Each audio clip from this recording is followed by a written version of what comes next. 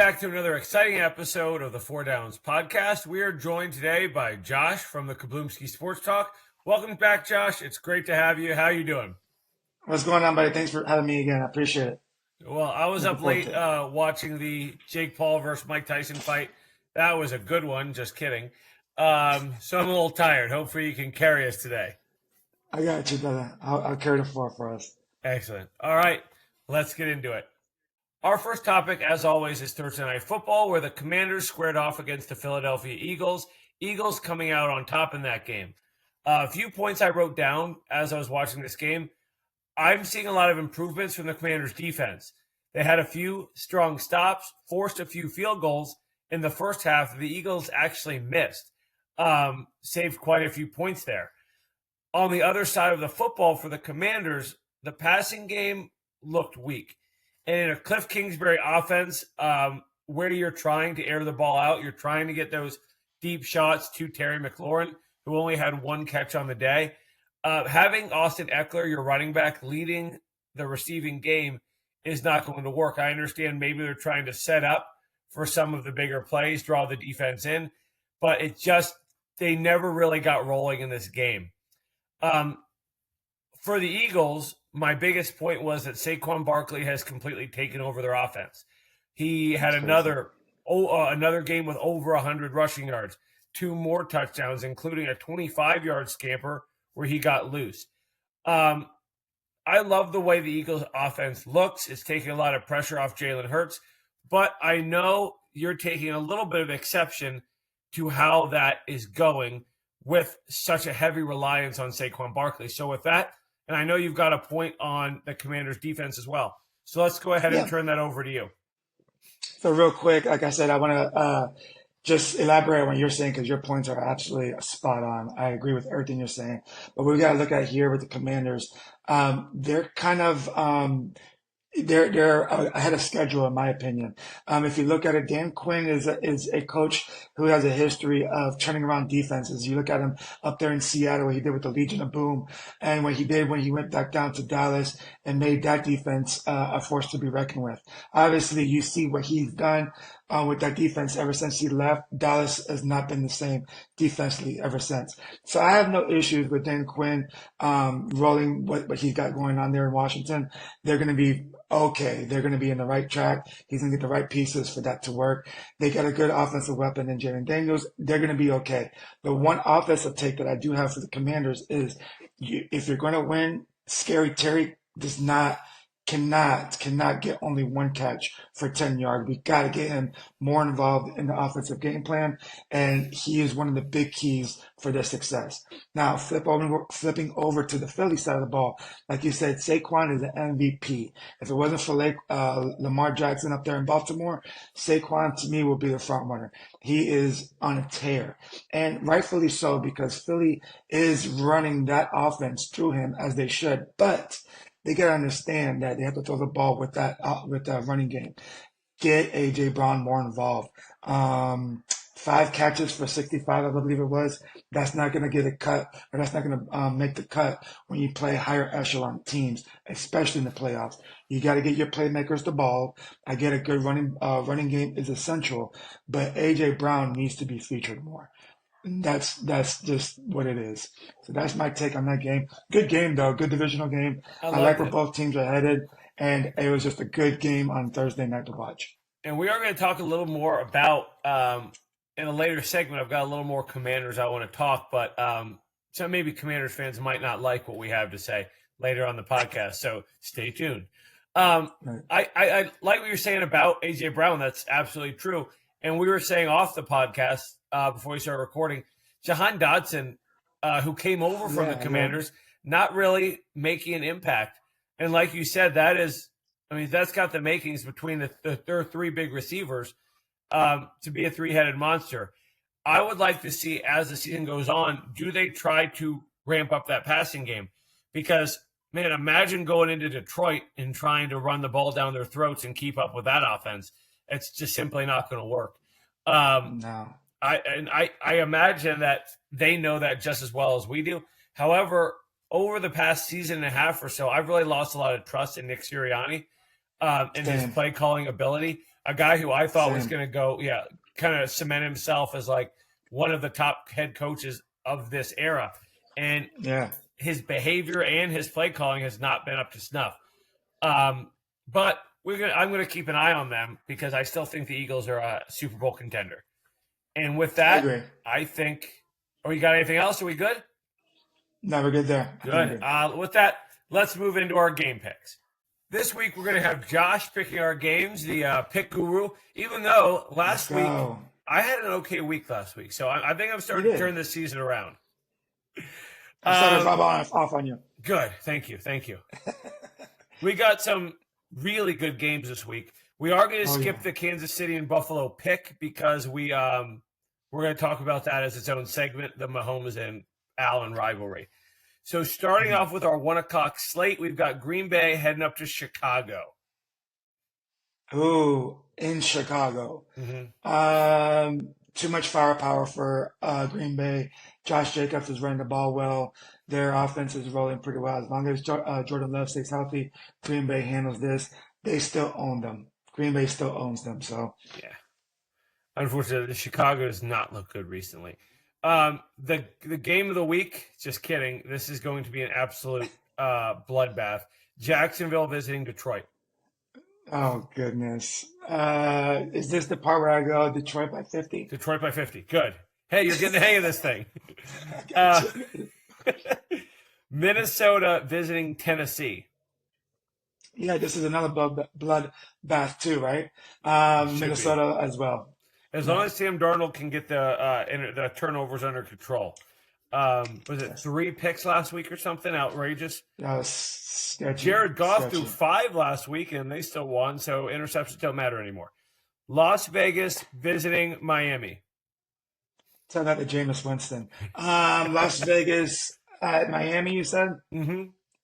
Yeah, I think Miami squeaks this one out. Miami's not going to make a push, but I feel like they're going to end off on a good note, if that makes sense, on their season. So, Miami. The Rams visiting New England. Drake May looking better. Man, you know what? And not only that, ever since that comment that Gerard Mayo made about his defense being soft, I feel like they've stepped up their game a little bit on the defensive side of the ball. I think I got New England on this one. I'm not a full believer in May, but I like his antics, if that makes sense. I think me and Alex picked on the Maine Chaotically Intolerant podcast earlier in the week, and we both went with New England. So it looks like the 4 downs crew sweeping with that pick. Okay. Cleveland visiting New Orleans. Cleveland visiting New Orleans. At New Orleans, are they down Olave still down there? I don't know. He was out. He's on IR. I know he's so he has to be. He has to be out for another 2 games. Yeah. I think the Jameis Winston's pull it off. Good. And a little bit of an upset down there. Cleveland Brown Jameis Winston's. Good, love it. Yeah. Interceptions don't matter no more, right? You said so. So Jameis Winston's an elite quarterback. He's top 5 for sure. Indianapolis with Anthony Richardson back visiting the New York Aaron Rodgerses. Yeah, this is a good one for our boy Alex. And you know what? AR is going to come back, and he's not going to take over the world, but he's going to get the win. And he's going to get that momentum. He's going to get a little more confidence. He's going to get his fans back behind him. Indianapolis for the win. Good pick. I hate Aaron Rodgers. All right, let's rattle off the next 3 quick because I want to have a few seconds for Cincinnati and LA. Baltimore visiting Pittsburgh. Russell Wilson looking good. Yeah, I got an upset here. Pittsburgh. I picked Pittsburgh as well. Atlanta visiting Denver at 4:05.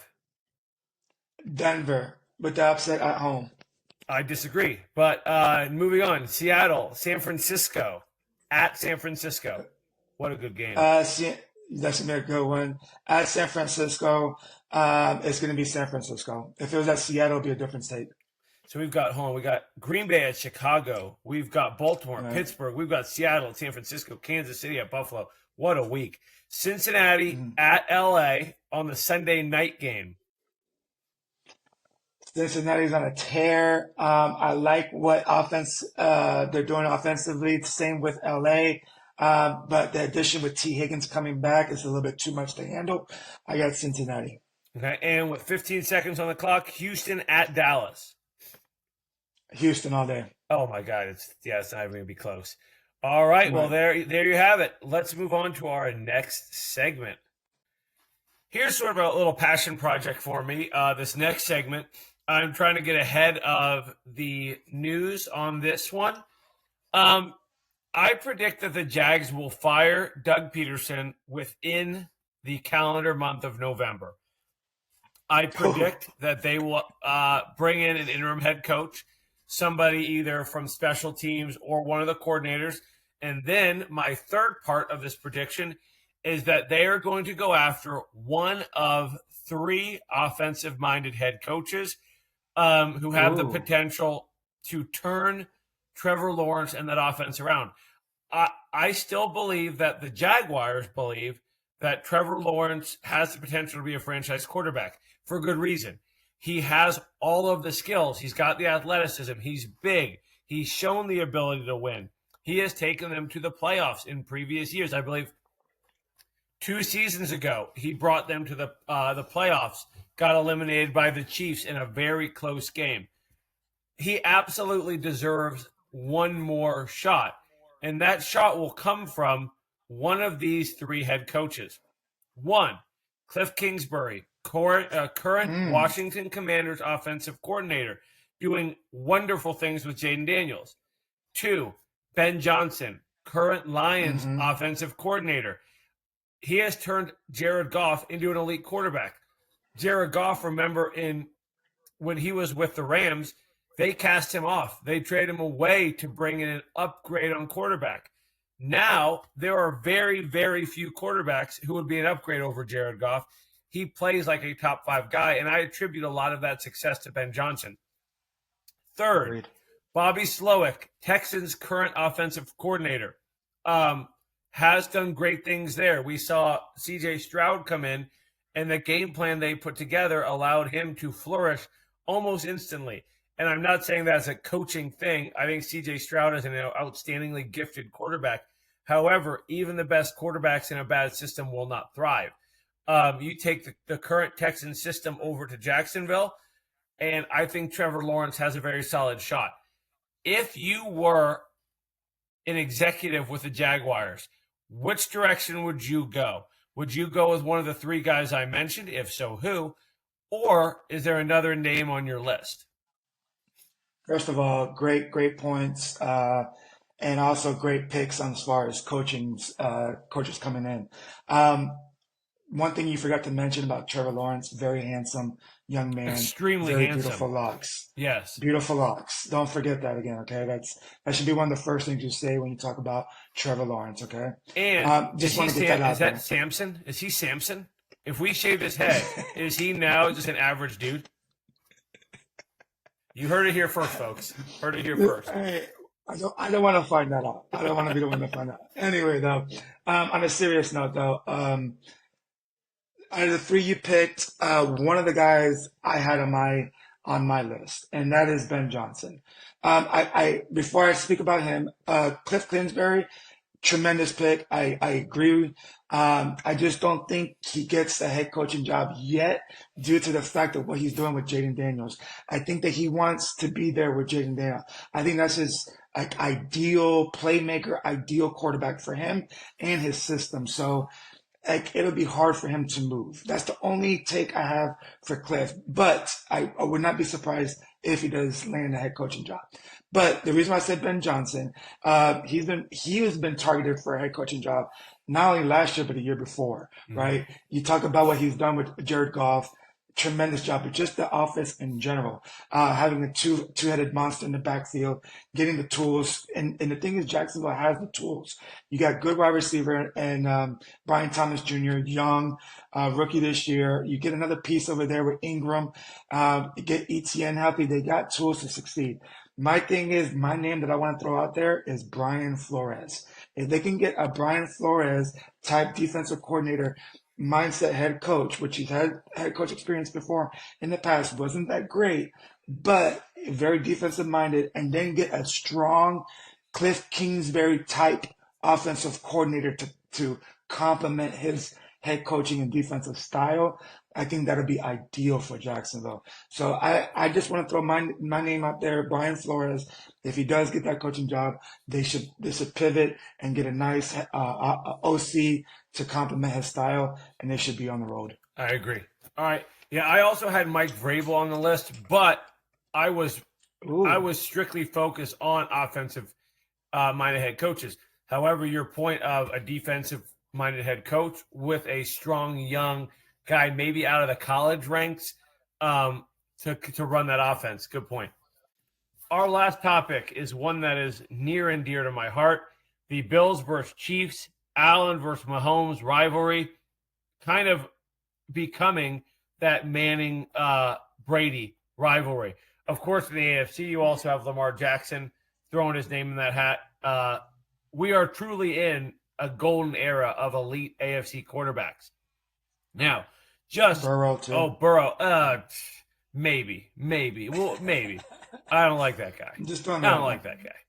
Yeah, some people like to throw Justin Herbert in the mix too, but come on, give me a break now. No, you're right. Joe Burrow.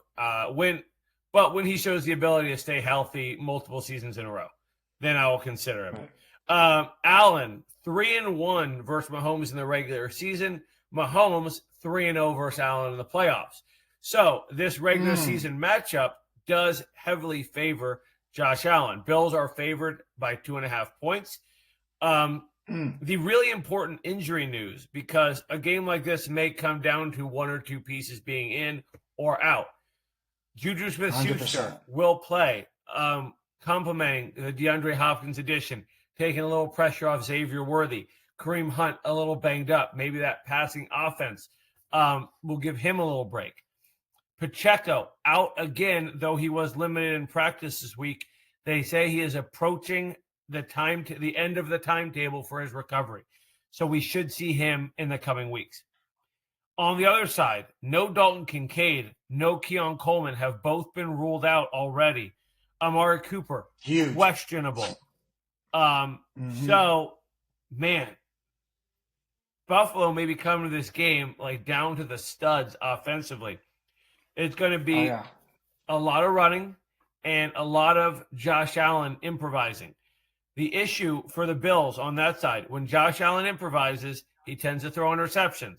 While we have already established on this podcast that interceptions don't matter anymore, the more you throw, the more you win, Jared Goff, it would come down to the Chiefs' ability to force those errors.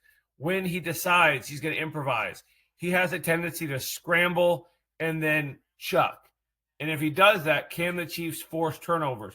Can they slow down that running game and force Josh Allen into those situations? Can they get the pressure on him?